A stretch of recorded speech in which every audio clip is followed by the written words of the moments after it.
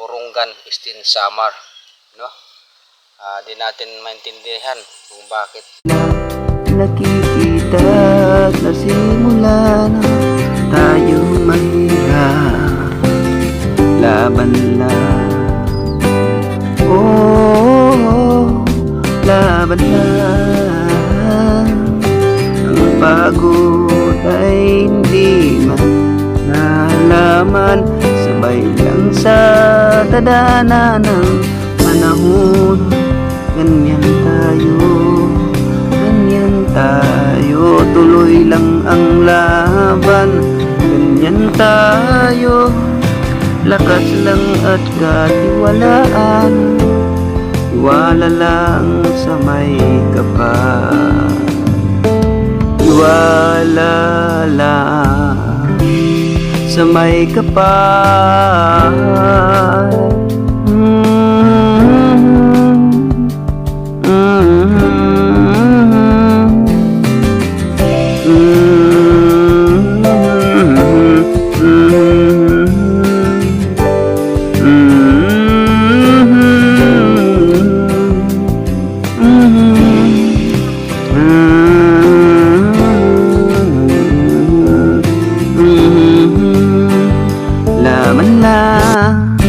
Laban lang, darating din ang bukas. Ganyan tayong mahirap, kunting tiis lang. Laban lang sa buhay, kasama natin ang buong may kapal. Ang hirap at pagod ating makakayanan, habang may lupa tayong inaapakan, may langit nakikita, kay gandang pagmasdan. Mahirap man tayo, kasama natin ang may kapal. Kasama natin ang may kapal, kasama natin ang may kapal. Ang sabi ng ating gobyerno, tulungan yung mga maliliit na magtatanim o yung small farmers. Ngunit iba ang kalabasan sa ating pamahalaan dito sa Burungan Eastern Samar. Yan guys, kung bago lang kayo guys, nakapanood sa aking channel, no? Huwag kalimutan dyan, i-like naman baka naman, at mag-comment, mag-share para updated kayo guys sa aking vlog, at i-check naman dyan ang notification bell, pindutin nyo para siguradong na-subscribe nyo yung channel ko. Ayan. Ibalik natin sa kwento guys. Yun nga, pumunta dun sa bahay, natulog, ginising ako ni Mrs. At isinama ko dito sa aking munting farm. Ngayon, tine-check nila kung ilang peraso yung tanim mo at kung anong kahaba, kasi yung haba lang ng pitsayan ko nila ay 34 meters and 1 meters bawat plat, no? Bali siyam ka plat yun. Iba-iba na yung tanim doon, no? Mayroon tayong talong, may pipino tayo, mayroon tayong aklan na kangkong, at mayroon din tayong pitsaya at saka mustasa na may patuloy din sa kabila. At dito din nag-uumpisa ako. Yan guys. Yan, sinukat nila guys, yung linya ng pitsay, sinukat nila kung ilang tumbok-tumbok sa yung tinanim ba, at ilang piraso, no? Tapos yun, pinirmahan ko yung pinirmahan para ano daw yung totoong nagtanim ako, para ipasa nun nila sa office sa ating agriculture sa DE o dun sa munisipyo, malapit to sa Kapitolyo, dahil yun po ang malapit dun na agriculture mula sa congressman, governor at mayor dun sa munisipyo. Ngayon guys, nabalitaan namin, yung balita pa lang Hindi ko pa sigurado kung talagang may katotohanan. May balita, lahat daw na tinicheck nila dito sa Loom River, sa mga nagtatanim, hindi daw pasado. Sabi ko naman, anong dahilan bakit hindi pasado, nagtatanim naman tayo, di ba?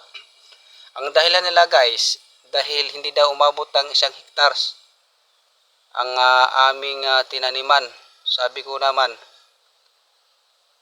ang daming alibay ng mga nandyan sa agriculture, no? Ang daming alibay ng gobyerno. Yun pong aking napuna sa gobyerno.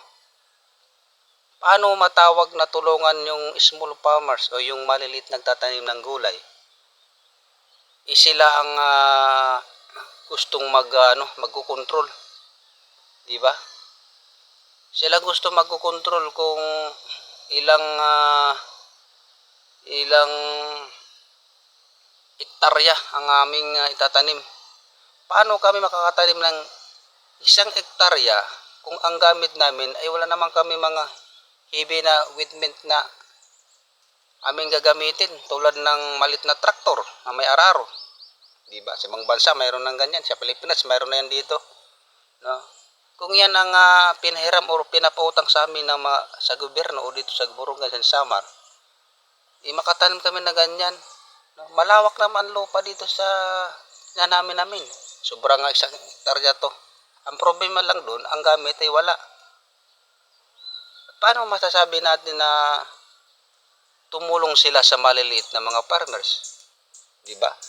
Ang laking kalokohan, ang laking gulo-gulo yung ginagawa nila. Kung hawaray pa diri maupay ira binubuhat, no? Diri maupay ira binubuhat. Kunwari interviewon ka para ipasa yung trabaho nila doon, tapos gagamitin nila yon para mayroon silang mapakita doon sa Senado, no? Na ganito ang aming natulungan, pero wala palang tulong. Niluloko lang tayo ng gobyerno, no? Kahit 1 piraso, wala pang tulong ang gobyerno sa amin dito sa Burungan at Samar, sa maliliit na mga farmers. Alam niyo kung bakit? Kasi kung tulungan nila masyado yung maliit na farmers, wala silang makikita, wala silang mabubulsa, no? Kaya doon sila tumulong sa mga malalaki, yung malalaking nagtatanim, dahil malaking pundo yun at mayroon silang makupit. Yun po ang katotohanan tayo mga Pinoy, no? Hindi yun maiwasan yun. Sabi nila 1 hektarya daw dapat ang aming taniman. Mayroon kaming lupa. Ang problema lang doon, wala po kaming gamit. Anong tawag doon sa pag-interview sa malilit na farmers na tulungan nyo? Kung ano lang, para lang pakita nyo na may trabahuin kayo. Di ba? Wala na palang tulong, hindi nakapasa, kundi kagaguhan o interview pa. Paano namin matatapos yung 1 hektarya? Ganito lang aming gamit. Ayan, piko. Tapos, pala. Ayan. Matatapos namin kaya yung 1 hektarya na yan, hanggang doon sa dulo. Ibako-bako na kami noon. Diba? Mga sira talaga, no? Mga sira talaga yung nag-interview. Kung tumulong man kayo, lubos-lubosin nyo, hindi yung tulong na kunwari magsusukat, kunwari bibilangin yung tanim, yung pala hindi makapasa dahil hindi na buwang standard na 1,000 meters. Mayroon namang 1,000 meters yung lupa. Ang lawak kaya ng lupa ng aking misis, na kanyang nanay. Problema lang doon, walang gamit. Sasabihin nyo na hindi nakapasa. Kalokohan. Kaya nga malit na farmers tulungan para matulungan, hindi yung parang ginagamit lang niyo para mayroon kayong ipapasa sa agriculture department, tapos ipapasa namin itong manluloko na mga official nga doon sa Senado. Kunwari ito po ang aming napinis na pinapakita na ganito, mayroong mga natutulungan ng agriculture na maliliit na mga nagtatanim o small farmers. Hanggang sukat lang yon po. Wala namang bigay kahit sa sakuna. hindi nagbigay ng abono, hindi nagbibigay ng agriculture sa amin ng kahit tulong lang maliliit, masaya na kami doon. Yung nasiraan kami ng tanim, wala, registered naman, di ba? Kami pa pupunta doon, alam naman nila yung nangyari, di ba? Ang problema lang dito sa Burungan, walang tawag dito, walang kabuluhan yung trabaho. Ang ganda ng plano ng gobyerno, di ba? Ang gandang plano ng ating presidente. Ang nakaproblema doon, pagdating dito sa bawat syudad o lungsod, sa bawat syudad ng Pilipinas, ay nawawala ng saysay yung mga pundo na yan. Alam niyo kung bakit walang saysay? Dahil ginagamit sa hindi tama na paraan, no? Doon lang ginagamit sa malalaki, maroon silang makukuha, di ba? Kunwari, iti-check nila yung maliliit, tapos kanilang sikasuhin daw, kunwari, tapos hindi pala nakakapasa, di ba? Nakakalungkot ng ganun. Kaya nga sabi ng presidente, tulungan yung mga small farmers. Bagsak lang pala sa hindi nakakapasa sa laki o sa lawak na kanilang gustong makamit na 1 hectares o 100 meters. Paano makakamit ng farmers yun? Walang gamit. Kung di mga tanga, di ba? Kung gusto nyo matulungan yung mga small farmers, tulungan naman ninyo ng gamit kung gusto nyo. Pwede nyo ipapautang, bayaran naman yan kung makapag-harvest, hatiin, di ba? Kahit yung buwan-buwan o 3 buwan hanggang matatapos yung utang. Nag-uutang nga sila para sa Bombay. Yung ang gobyerno hindi makatulong. Ang problema, ang gobyerno, maganda naman ang gobyerno. Ang problema nito, ang namumuno sa gobyerno o namumuno sa bayan. Di ba? Ang hirap tanggapin, di ba? Puro kalukuhan ng ginagawa. Wala namang ginagawang tama. Tama lang sa kanilang paningin, pero sa amin mga small farmers, hindi tama ang kanilang ginagawa. Tapos ito pa, kinokontrol pa nila. Ilang oras lang magtitinda doon sa tabi ng palengke. Hanggang 3, 4, 5, 6, 7, 8 o'clock, 6 na oras lang ang tinda namin doon. Tapos kinokontrol pa sa aming panininda. Bawal ka magtinda hindi mo tanim. Di ka pwede bumili sa ibang nag-deliver mula Davao to Burungan. Di ka pwede bumili. Bawal daw. Paano mo malaman na may demokrasya sa ating bansa kung pinabawalan ka magbili? Naititinda mo. Di ba ang pangit ng batas ng Pilipinas? Parang hindi ka na malaya.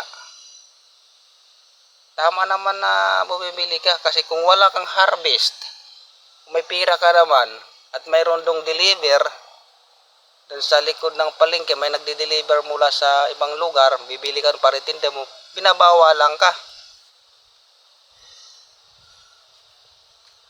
Alam niyo kung bakit binabawalan? Dahil daw, dapat ang itinda mo, yung pabalik-balik ko na lang, na itinda mo yung itinanim mo lang. Diba ang pangit ng batas? Ang pangit ng batas ng Department of Agriculture. Lalo na sa namumuno dyan. Hindi naman niya mabanggit na batas na yan kung di doon sa namumuno o doon sa naghahawak na manager dyan. No? Alam kung sino yan na manager dyan, kung sino yung galing, di ba? Mula sa gobernador, congressman, abot ng mayor. Sila yan ang gumawa ng batas dyan bago makarating dito ang tulong sa mga maliliit na mga nagtatanim. Di ba? Ang dahilan nyo guys, alam nyo mga ka-farmers, ang dahilan. Dahil hindi daw dapat magpareho ang tinda doon sa loob at sa labas. Pwede naman pipili kami at hindi namin tinda. Ilalako lang namin sa labas. Di ba pwede yun? No? Bawal ka bumili ng sayote. Bawal ka bumili ng kamatis. Bawal ka bumili ng luya. Kailangan magtanim ka ng kamatis at luya. Di naman masyadong tutubo yan dito yung yung kamatis. Luya pwede pa. Di ba? Kung may puhunan, pwede naman yun. Di ba? At saka ilang oras lang yun. Ilang oras lang pagtinda mo doon, no? 6 na oras lang. Yung sa kalooban hanggang maghapon yun sila magtitinda. Magkakaiba lang yung permit namin, no?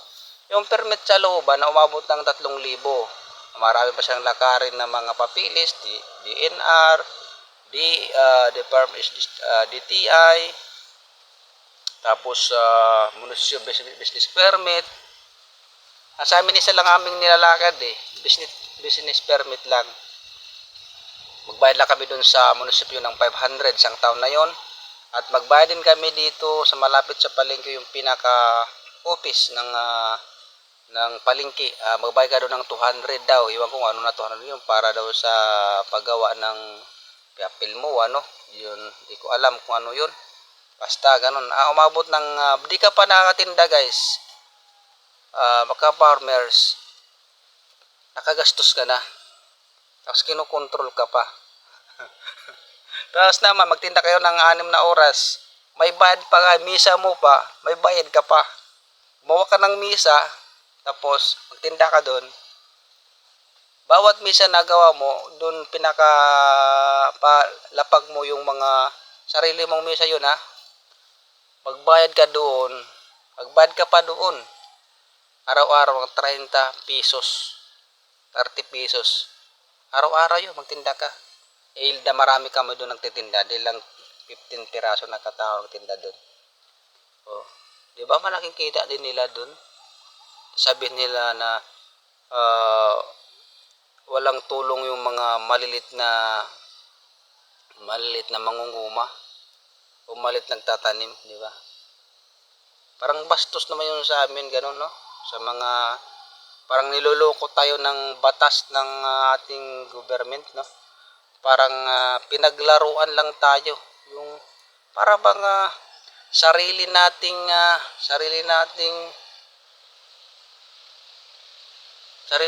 tanim, tayo rin nagbabayad doon sa sarili natin. Yung ba, bakit ang sagwa? Na, ang sagwa talaga, di ko maintindihan. Nagbayad na doon, tapos araw-araw pa magbayad ka pa. Ano ibig sabihin? Pinaka-ticket daw. Dapat walang ticket na yun kasi nagbayad na doon sa Nagbayad na doon sa munisipyo, dapat yun lang. Ay wala tama, gayon ang batas nila. Pinapayagan namin yan. Ang naayawan lang namin, yung kinokontrol ka, yung ititinda mo doon dahil doon sa loob daw, walang mabili yung mga tinda nila. Hindi namin kasalanan yun. No? Hindi namin kasalanan yun. Bakit pa kami tawag na sa waray? Kaya gindadamay pa kami rito, hitsulod. Di ba? Ilang oras lang aming pagtinda, hindi naman ibig sabihin na maghapon. Di ba? 6 na oras lang. Tapos puyat ka pa. Ilang binta mo lang yun sa 6 na oras. Hindi nga abot ng 1,000. Tapos pipigilan pa nila sa pagtinda. Bawal ka magtinda kung anong tininda sa loob. Di ka pwede maggaya doon. Dahil hindi na rin sila may bibilhan. Ay 6 na oras lang. Kayo 7 hanggang alas 7 ng 24 oras. Hanggang maghapon yung tinda nyo doon. Di ba? Ang laking hindi maganda yung paraan o yung batas na sinusunod yung gobyerno ng Borongan, no? Dapat pantay-pantay, no? Pantay-pantay. Maliit man yan, malaki man yan, na tindahan, lahat pantay-pantay para walang away, walang gulo, 'di ba? Ilang oras lang ang pagtinda namin diyan. Tapos ayaw payagan. Ititinda lang namin yung amin lang itinanim. Hindi pwede kami bumili doon na mayroong nagbibinda doon galing ibang lugar.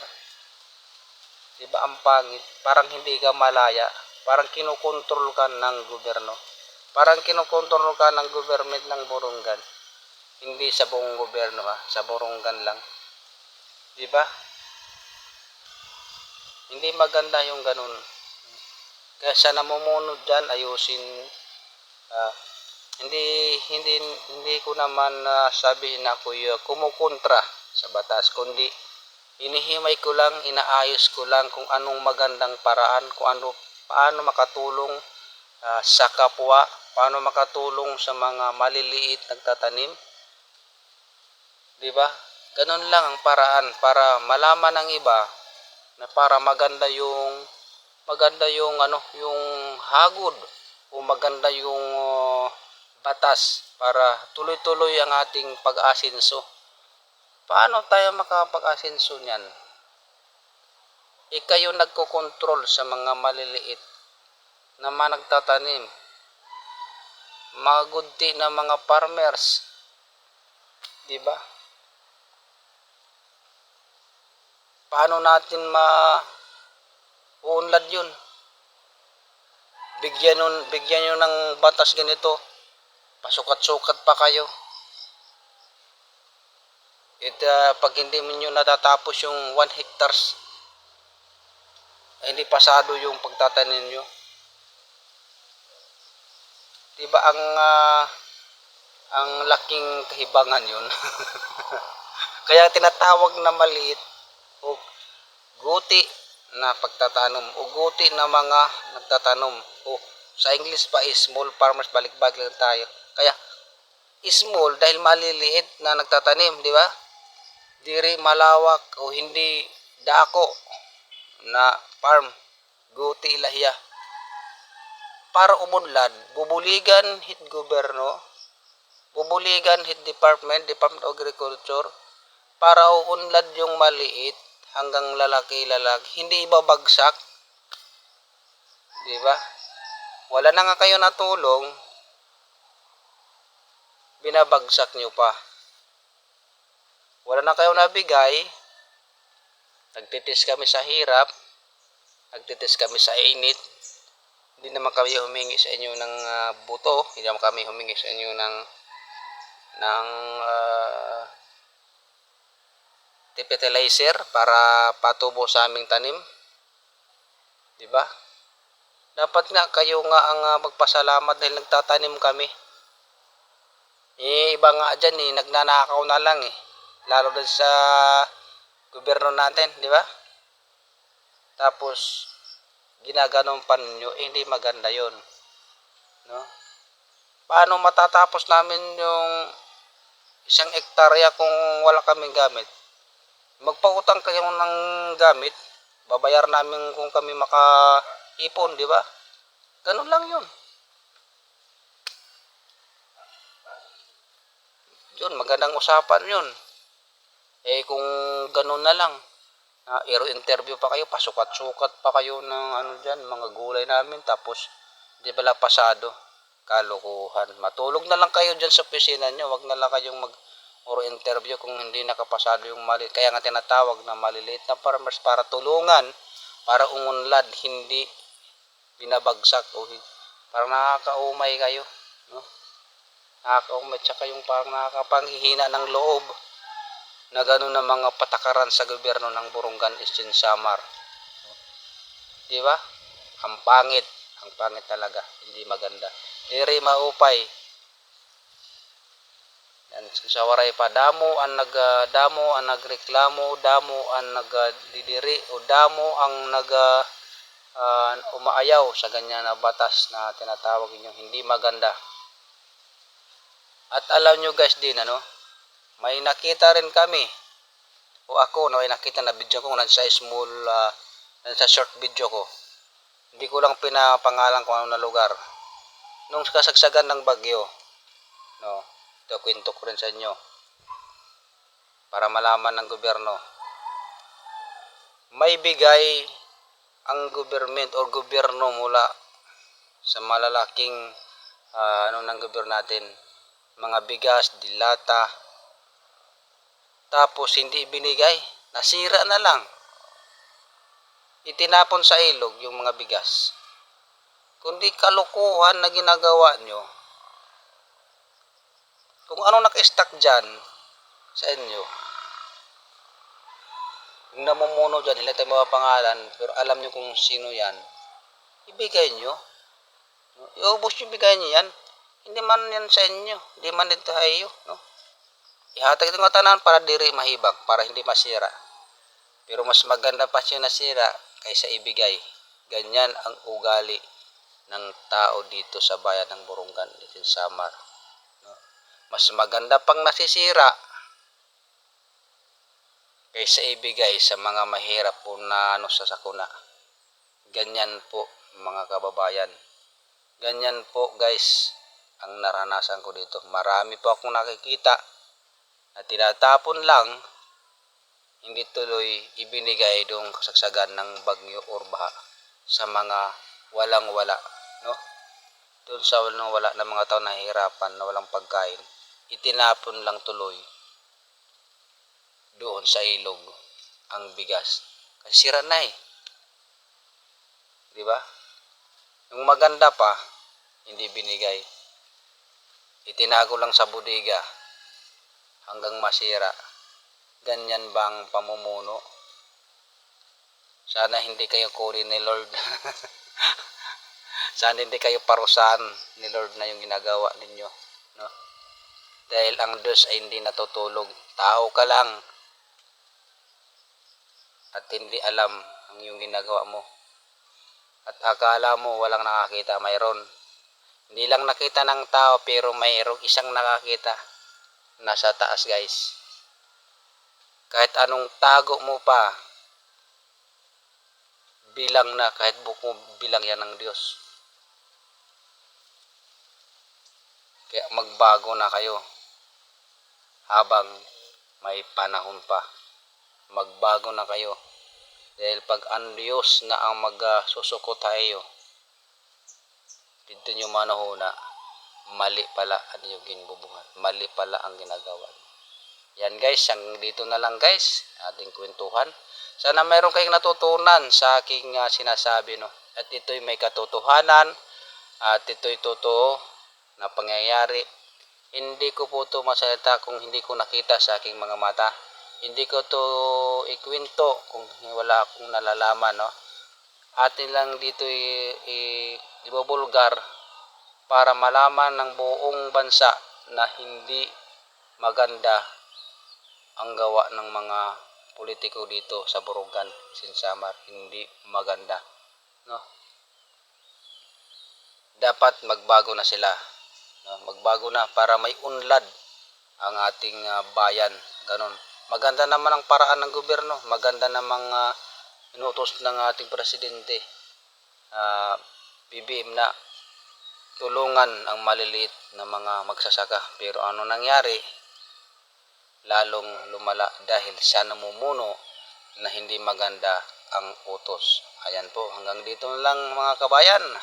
Hanggang dito na lang mga kaparmers. Ayan, maraming salamat po sa ating lahat. Naway pagpalain po tayo. At sa susunod na sponsor po natin sa ating video. Ayan, sa ating channel, ang CM Channel TV. Ayan, maraming salamat po sa inyo. Naway pagpalain po tayo ng buong may kapal sa araw-araw ng ating pamumuhay. Hanggang dito lang guys. Bye-bye.